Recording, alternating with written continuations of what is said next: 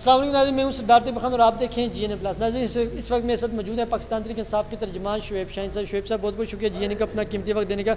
Sir बताइएगा आज proceeding के हवाले से क्या अंदर क्या हो रहा है हाई कोर्ट से, और क्या समझते हैं इमरान खान साहब को कब तक जो है वो ज़मानत मिल जाएगी मुख्तलिफ केसों में जो केसों की समाअत हो रही है?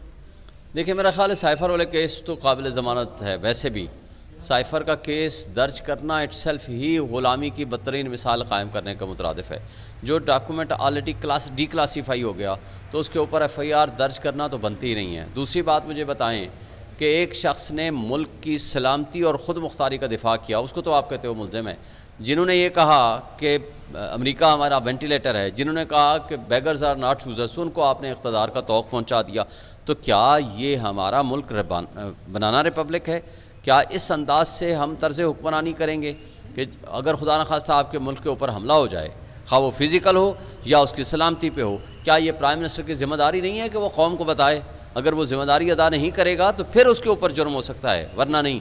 तो मेरा ख्याल है जो मुजरिम हैं इसमें मुद्दाई बन गए हैं, जिसको इस मुल्क को हीरो का टाइटल देना चाहिए था, हमने ग़ुलामी की बदतरीन मिसाल कायम करते हुए उसको हमने मुल्ज़िम बना दिया।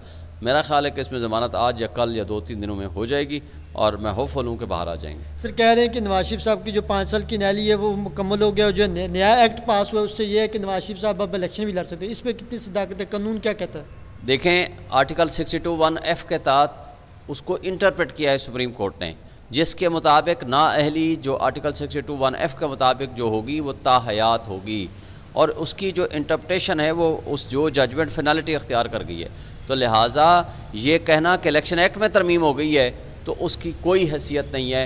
हाँ, अगर ये 2/3 मेजॉरिटी के साथ आर्टिकल 62(1)(f) में तरमीम करें और उसमें ये लिखें कि जी notwithstanding the judgment of the Supreme Court of Pakistan, article 62(1)(f) में जो डिस्क्वालिफिकेशन होगी उसकी मुद्दत 5 साल तस्वुर की जाएगी, तो फिर तो उसका हो सकता है फ़ायदा, अदरवाइज़ कोई फ़ायदा नहीं हो सकता। सर ये बताएंगे पाकिस्तान तहरीक इंसाफ को जलसों की इजाज़त नहीं दी जा रही, और मुख्तलिफ सियासी पार्टियाँ जलसे भी कर रही हैं, जुलूस कर रही हैं। मीनार पाकिस्तान में नून लीग को जलसे की भी इजाज़त मिल गई है। PTI को अगर देते भी हैं तो छोटे सी जगह को दे रहे हैं। क्या वजह है कि पाकिस्तान तहरीक इंसाफ के साथ ये जो रवैया है कि इस तरह का क्यों है नामुनासिब रवैया? देखें, हमने 100 से ज़्यादा 100 के करीब मकामात पे हमने एप्लीकेशन दी है कि जनाब हमें इसमें जलसे करने की इजाज़त दें। किसी एक जगह भी हमें अलाउ नहीं किया। वजह आपके सामने है। सारी जो निगरान हुकूमतें हैं वो B टीम का रोल अदा कर रही हैं मुस्लिम लीग नून के लिए। आप उनको देख लें, कंडक्ट आपके मिलिट्री वालों का जो रियासत के मुलाजिम हैं, मुझे बताएं किस कैपेसिटी में एक हाई कमिश्नर UK का, जो कि एक रियासत का सरकारी नौकर है, मुलाजिम है, मेरी आपकी पैसों से वो तनख्वाह लेता है, वो कि इश्तिहारी मुजरिम को ना सिर्फ प्रोटोकॉल दे रहा है बल्कि उसको बयानिया याद करा रहा है कि आपने अपने जलसों में जाकर कहना क्या है। ये क्या मतलब लें?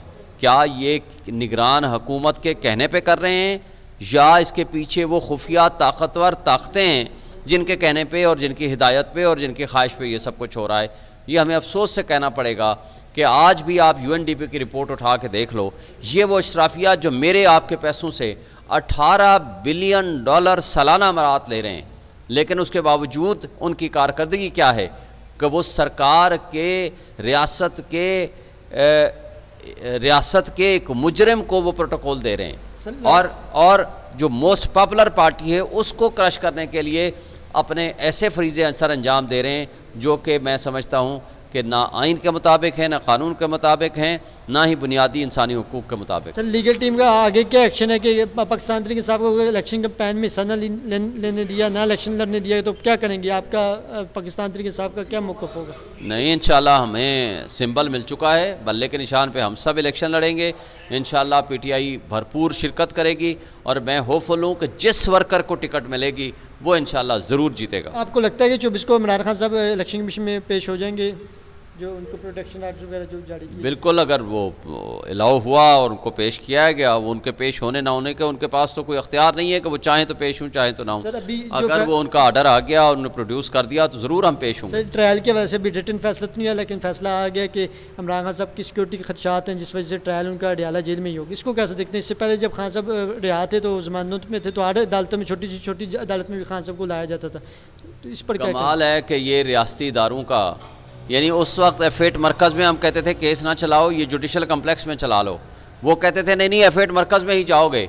और हर पेशी इसलिए वारंट ऑफ अरेस्ट कई दफ़ा जारी हुए कि जनाब आप फलां अदालत में पेश नहीं हुए। आपने तोशाखाना वाला केस याद होगा जिसमें सारे ये ड्रामे हुए थे कि जी नहीं नहीं आपने हर हाल में पेश होना है, कोई सिक्योरिटी थ्रेट नहीं है।